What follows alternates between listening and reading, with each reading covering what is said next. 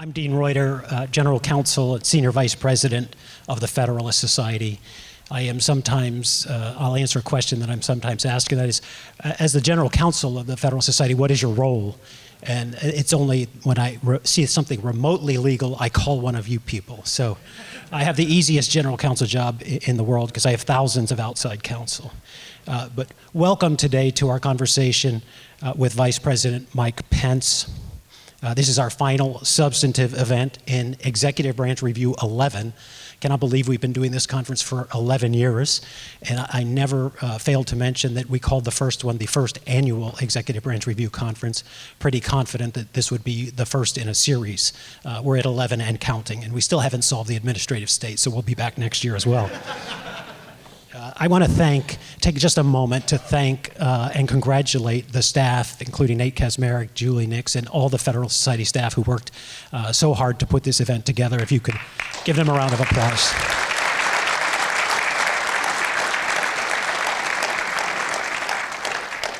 And now to our conversation. Mike Pence was born in Columbus, Indiana, one of 6 children.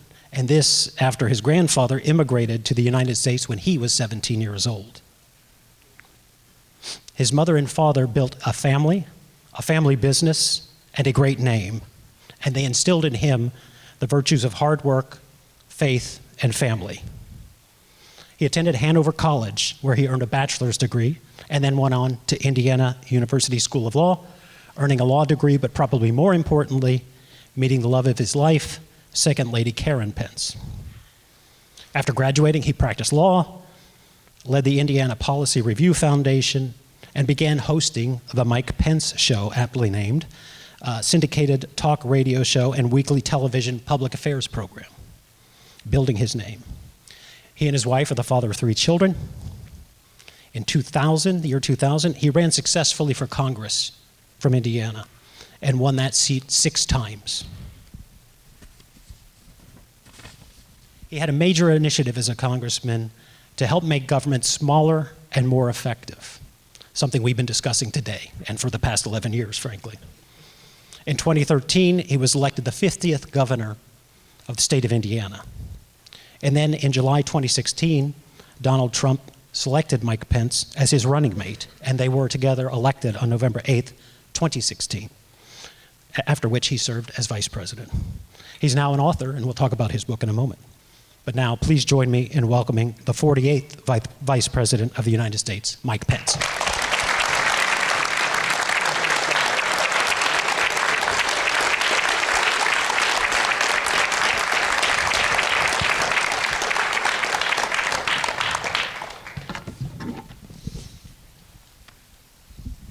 So let's just jump right into it, if we could, with your indulgence. You've been, as I noted in the introduction, a congressman, a governor, and vice president. Can you talk about the relative pros and cons, the positives, the negatives of those various roles for a minute? Gee, how much time do we have? Let's focus on the positives. Well, first, let me just thank the Federalist Society. Thank you so much for the warm welcome today. Thank you for that warm, overly generous introduction. More importantly, I want to thank the men and women of the Federalist Society for the stand that you take as officers of the court every day for the Constitution of the United States of America. God bless you all. We just are honored to be here with you. And I must tell you that, for me to have been able to serve in the Congress of the United States and serve as governor of Indiana and have the great privilege of serving as your vice president has been an incredible journey for me, and one that I had the privilege of capturing in my recent memoir entitled So Help Me God, which I don't know if I mentioned that I wrote a book recently, but I'm contractually obligated to mention it to you. So. But for me, I really feel like a guy that had the opportunity to take a journey through the form of government that our founders contemplated. To be part of the legislative branch, to be in the lawmaking process was a great privilege for me. I served both in Republican majorities and in minorities, and actually was part of winning back the majority in 2010. I served under a president of my own party and a president of the other party, and learned the dynamics of the House of Representatives. But then my life took me to returning to Indiana, where I served as governor, and there really came to appreciate the dynamic nature of the Federalist system that our founders enshrined. You know, to understand the Constitution of the United States, many people will point to the 10th Amendment that says that the powers not delegated to the federal government are reserved to the states and to the people. But in many ways, I feel that the 10th Amendment is just an exclamation mark at the end of a document that up to that point was all about limited government.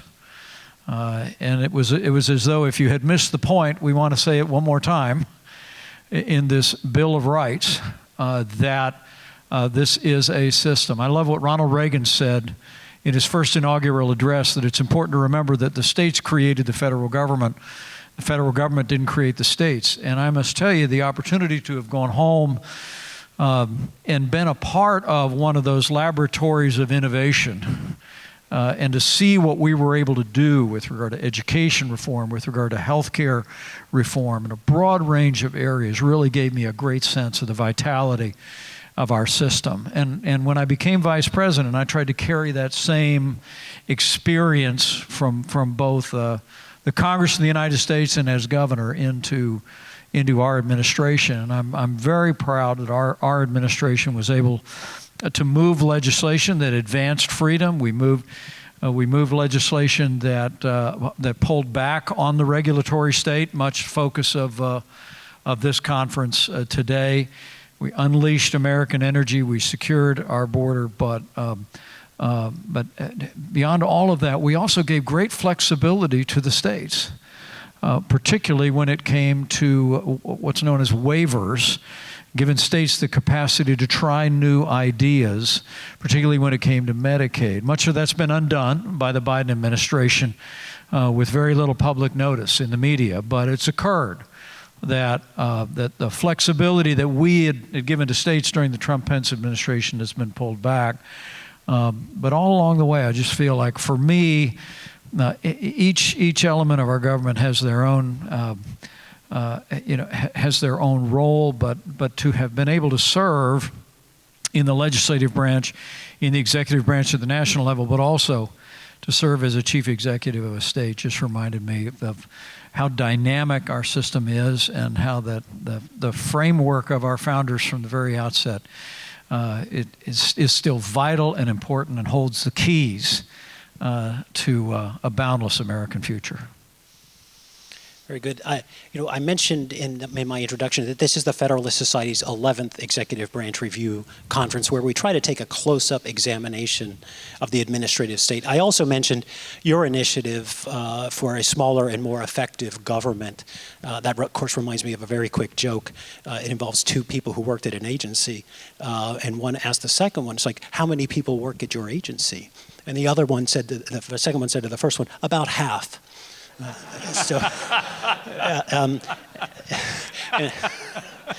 And I've been involved in government agencies. I've worked for the federal government before, and I know that many people work very, very hard. But I'm wondering, from those three perches you have, if you want to say a little bit more about the administrative state. As a congressman, you probably were involved in delegating some authority to administrative actors. As a governor, you were the recipient of federal funds, maybe with some federal strings that came from agencies. And then as the vice president, you had a role overseeing all of it. Do you want to dig down any deeper on the administrative state itself, and then we'll turn to your book? Well, I think restraining and reclaiming the legislative prerogatives of the legislative branch from the administrative state should be one of the most important objectives of the next Republican administration. I believe it with all my heart. I mean, when you need look no further than a recent case, I can reflect on one that our foundation became involved in, where the FDA 20 years ago bypassed their own rules and the requirements of the law to approve mifepristone, and then for 20 years with many women around the country, hundreds and hundreds of documented cases in the first few years of women suffering severe consequences, nearly a dozen documented deaths in the face of mifepristone. Then the FDA, under the Obama administration, ceased collecting data on negative health outcomes apart from fatalities. And I just really believe this is, number one, I'm pro-life. I don't apologize for it. I couldn't be more proud to have been a small part of the administration that appointed 3 of the justices that sent Roe versus Wade to the ash heap of history where it belongs and gave us a new beginning for life. But in this instance, this to me is as much about the cause of the unborn and the cause of protecting women, but it's also about reining in an administrative state.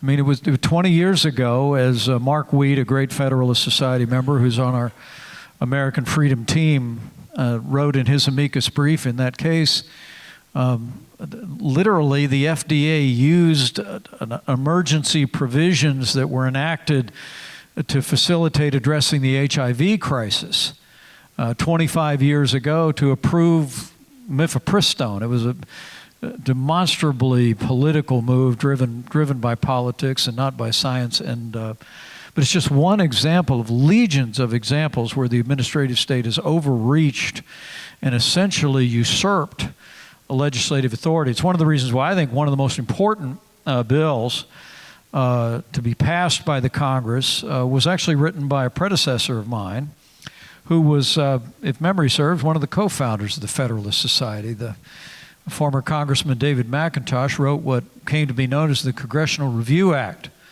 in the late 1990s.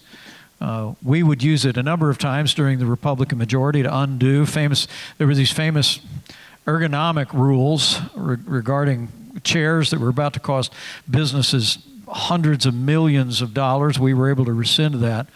And it was very recently that President Biden used his first veto pen to veto a Congressional Review Act effort to undo the imposition of environmental, social, and governance provisions in investing in America. It's extraordinary. The President of the United States literally put their radical climate liberal agenda ahead of pensioners and hardworking Americans' interests with that veto pen. And I would submit to you that I believe that the efforts by Republicans and what became a bipartisan bill in the United States Senate made its way to the President's desk, was sadly vetoed. But this is a battle that, to me, it's one of the reasons I love attorneys in the Federalist Society, because everything begins with the Constitution. I mean, under our form of government, that first job that I had in public life is where the laws get made, right?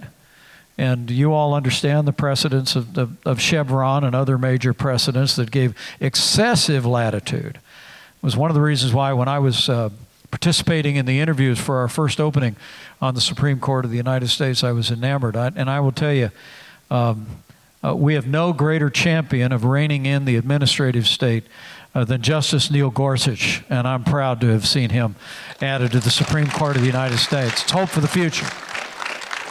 But it's one of the great challenges of our time, to say the least. Very good. Let's turn to your book, if we could. I think we're all familiar with the phrase, "So help me God." Can you tell us a little bit about why you chose that as the title for this book? Well, Which I'm contractually obligated to say this will be for sale across the hall after we're done here, and the Vice President has agreed to sit and sign copies for us. Be delighted to. And thank you for mentioning my book. I don't know if I mentioned I put it right here. that I had a book come out last fall. The title of the book was really inspired in two ways. First, while this is a story of our lives, in so many ways it's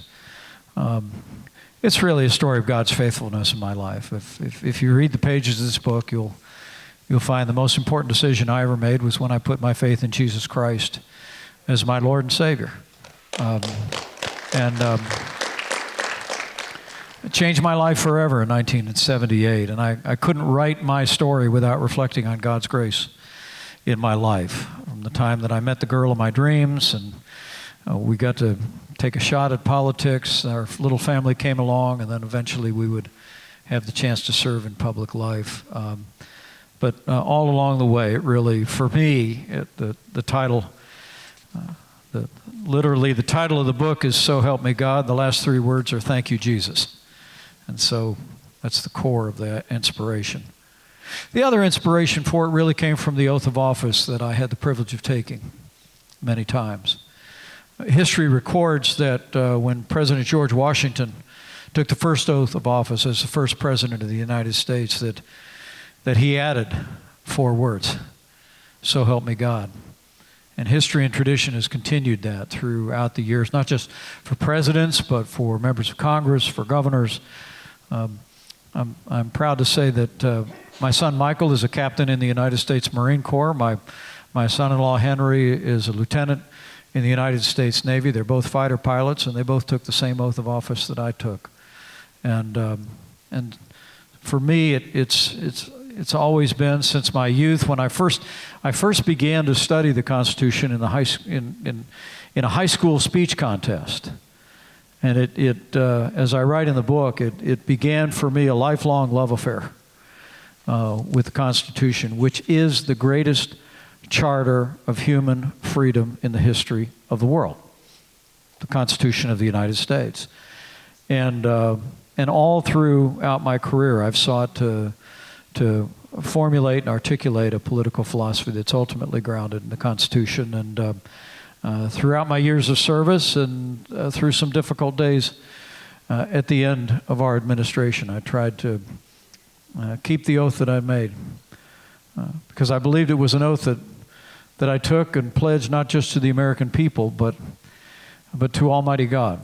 And so the inspiration of this book is born of God's faithfulness, but also my effort throughout my life to live out my oath to the Constitution of the United States, and always do that, so help me God.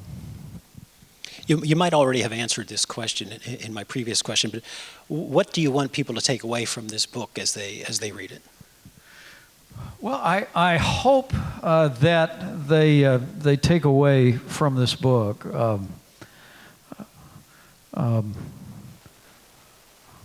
a great sense of pride about this country. I mean, even through the most difficult days of my public service, our institutions held. Our Constitution held. And as I said at the end of the book, one of the difficult part for me is seeing much of the progress that we made, that I fought for in my years in Congress and as governor and as vice president, seeing much of the progress that we've made undone by an administration in less than 2.5 years. I mean, it's extraordinary to think of whether it be the disastrous withdrawal from Afghanistan, whether it be the war on energy, whether it be undoing our policies that had secured the border, whether it be the gusher of needless federal spending that's ignited the worst inflation in 40 years. It's a time that it's easy for Americans to be concerned about the future. But as I say at the end of the book, I hope when people read in the pages of this book about a small town guy that got to live the dream and serve in the second highest office in the land, that the challenge simply have is we just got to have government as good as our people again. We got to have government that's just as committed as the American people are to our highest ideals, and I believe we will, and we will someday soon. So help us God.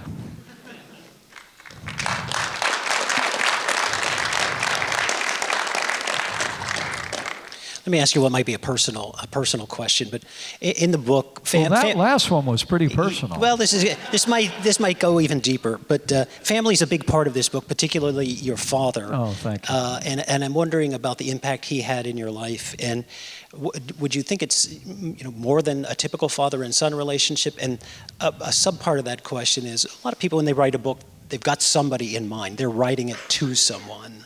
They're writing it for someone. Say more about that if you could. Well, I love the second question because no one's ever asked me that. You'd be surprised how many interviews you do about a book that you write that are conducted by people that didn't read the book. I really did. I actually was thinking of my grandkids when I was writing the book.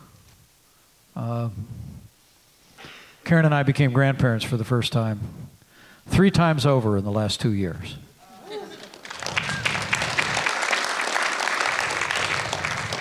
And that's what we call in our family a good start. I mean, all the blessings I've had in my life, the privileges I've had to serve our country. I mean, who would have imagined that I would also be grandfather to the 3 most beautiful little girls ever born in the history of the world? I mean, just statistically, I'm saying. Just think of the odds of that. But I was writing it for Avery and Elena and Etta Rose. I really was. None of us are promised tomorrow. And I wanted them to understand this story and our family story. As you graciously point out, someone said to me when I was turning in manuscripts for this book, they said, we think your dad is the secret star of this book, which I just loved. My dad left us in 1988. He was 58 years old. I wasn't even out of my 20s yet. But he's the best man I ever knew. Combat veteran in the Korean War. He came home, he married this first-generation Irish-American redhead who's 90 years young to this day. I can't keep up with my mom. I really can't. They followed work down to a small town in Indiana. There were a couple of big city kids, and they really lived the American dream. As you said, I like to say my dad built everything that matters,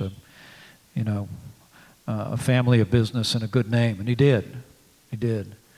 But he raised me and my 3 brothers and 2 sisters, with just some core values. My dad wasn't very political at all. I mean, as I often tell people, my dad was a businessman. He just was nominally Republican, right? But a patriot. He loved this country, believed in America. But honestly, he had no use for politicians or lawyers. So you can imagine I was a great source of pride to him. But I must tell you that when he left us suddenly, a heart attack, at age 58, it was easily the worst day of my life, by a lot. But he continues to be one of the greatest influences in my life to this day. Writing the book, having the chance to tell not just my story, but to tell Karen and my story, to tell my dad's story, to tell the story of my grandfather who stepped off on a boat onto Ellis Island in 1923. I mean, think about that. I mean, that Richard Michael Cawley, steps off onto Ellis Island, signs himself in, goes to Chicago, Illinois, drives a bus for 40 years, and his grandson and namesake, Michael Richard Pence, goes on to be Vice President of the United States. Is this a great country or what?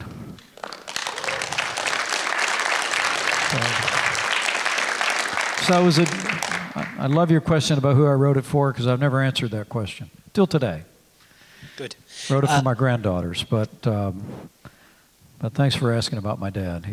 I hope people are as inspired by his example as I continue to be. It's an extraordinary story, and thank you for sharing it.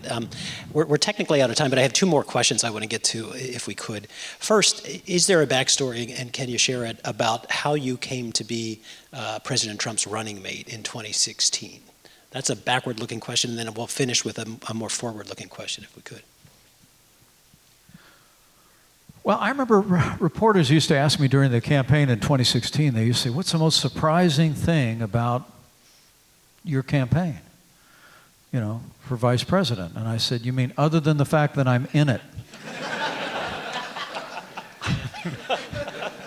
I remember when we got the call that from a friend of a friend who said, a friend of mine was wondering if you might want to be considered as a possible vice presidential pick, I was taken aback.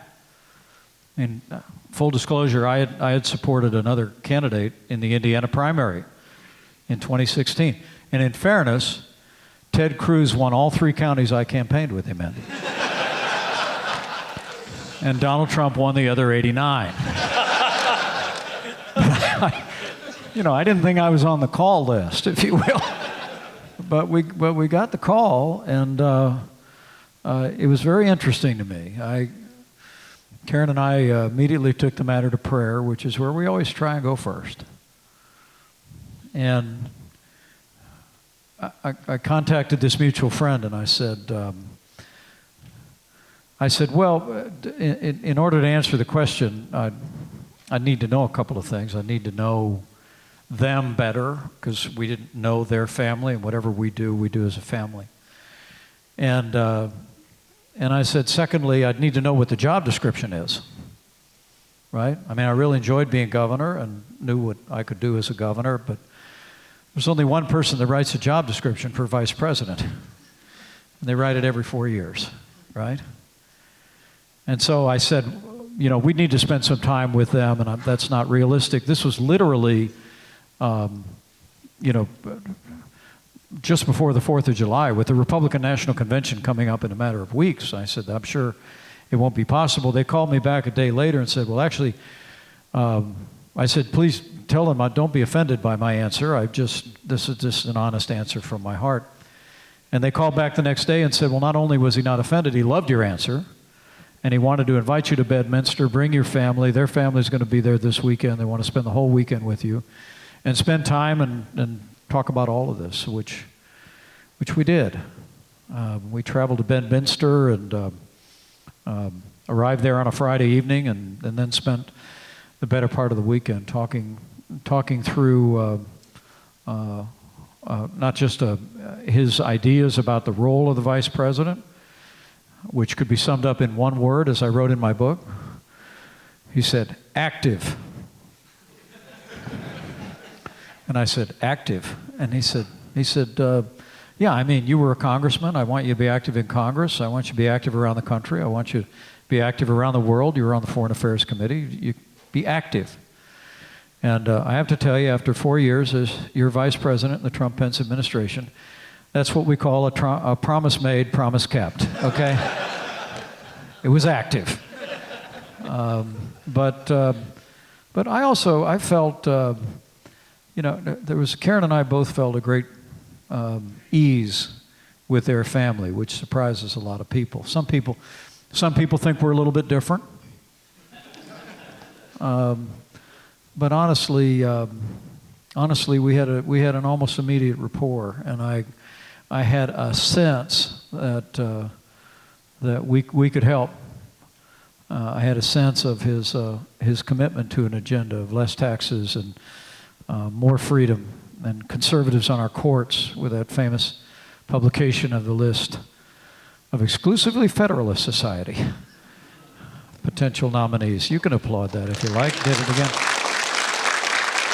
Commitment to a strong national defense, with military in our immediate family. And so I'll never forget the night the phone rang. It would be about a week after we came home, and they visited Indiana, and I got the heads up that you're going to get the call tonight. And we thought it was going to be an invitation to join the ticket. And I was standing in my study at the governor's residence.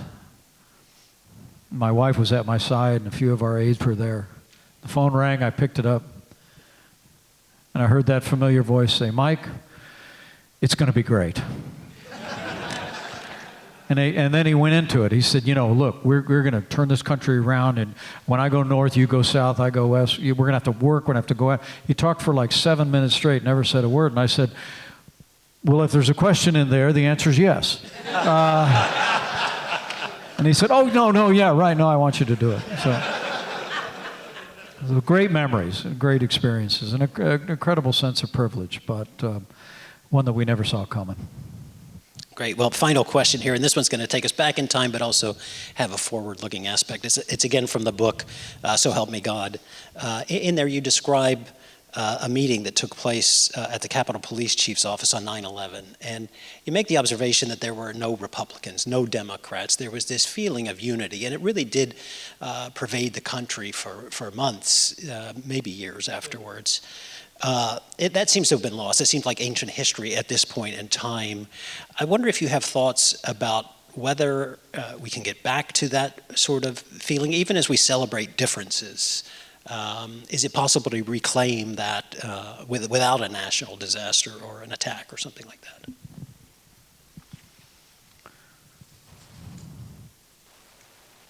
Well, the short answer is yes.